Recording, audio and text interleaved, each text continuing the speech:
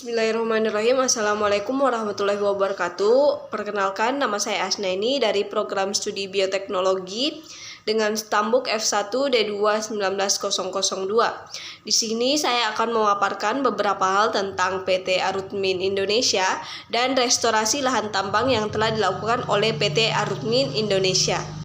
Sebelum kita membahas tentang PT Arutmin Indonesia, perlu kita ketahui apa sih itu pertambangan? Pertambangan sendiri merupakan sebagian atau seluruh kegiatan dalam rangka penelitian, pengelolaan, pengusahaan mineral, misalkan batu bara, timah, nikel, dan bahan tambang lainnya, yang meliputi penyelidikan umum, eksplorasi, studi kelayakan, konstruksi, penambangan, pengelolaan dan pemurnian, pengangkutan dan penjualan, serta kegiatan pasca tambang. Selanjutnya yaitu restorasi lahan pasca tambang. Nah, restorasi lahan pasca tambang ini merupakan suatu kegiatan yang dilakukan untuk mengembalikan keadaan lahan ke kondisi awalnya. Namun perlu diketahui bahwa metode ini merupakan metode yang memerlukan waktu yang sangat lama. Dalam melakukan restorasi lahan bekas tambang, hal-hal yang perlu diperhatikan yaitu dampak perubahan dari kegiatan tambang, pencegahan air asam tambang, pengaturan drainase, dan tata guna lahan pasca tambang.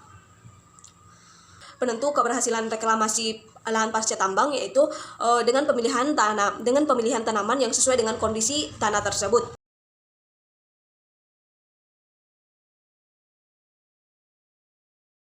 Selanjutnya yaitu PT Arutmin Indonesia. PT Arutmin Indonesia merupakan salah satu perusahaan tambang yang bergerak dalam bidang pertambangan batu bara. Wilayah kerja PT Arutmin Indonesia terdiri dari 5 tambang aktif dan 1 terminal batu bara yang tersebar di 3 kabupaten di Provinsi Kalimantan Selatan.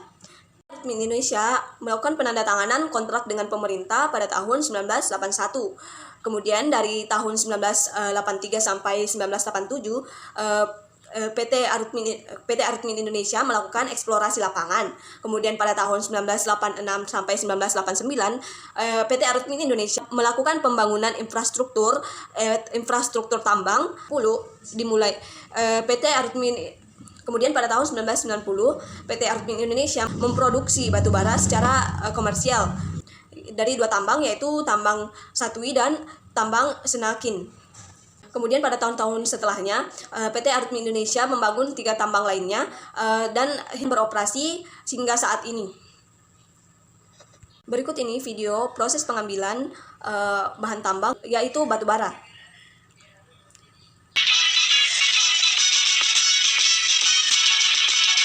Proses pembuatan batu bara. Land clearing adalah proses pembersihan lahan sebelum aktivitas penambangan dimulai. Land clearing, tahapan pekerjaan penambangan umumnya diawali dengan mempersiapkan lahan, yaitu mulai dari pemotongan pepohonan hutan, pembabatan, sampai ke pembakaran hasil. 2. Overburden atau pengupasan tanah. Pengupasan tanah putih ini dilakukan terlebih dahulu dan ditempatkan terpisah terhadap batuan penutup atau 3. Peledakan. Merupakan tindak lanjut dari kegiatan pemboran, di mana tujuannya adalah untuk melepaskan batuan dari batuan induknya agar menjadi fragmen-fragmen yang berukuran lebih kecil, sehingga memudahkan dalam pendorongan, pemuatan, pengangkutan, dan konsumsi material pada crusher yang terpasang. 4. Waste removal. Proses selanjutnya adalah pengupasan tanah tertutup yang biasa disebut OB atau waste removal, yaitu pengupasan lapisan tanah yang berada di atas bahan galian yang akan diambil.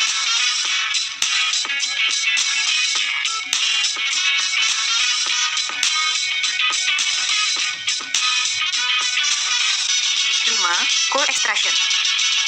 Setelah lapisan batu bara terbuka, selanjutnya adalah proses pengambilan batu bara. Proses ini harus hati-hati agar tidak ada batu bara yang tertinggal atau terkontaminasi.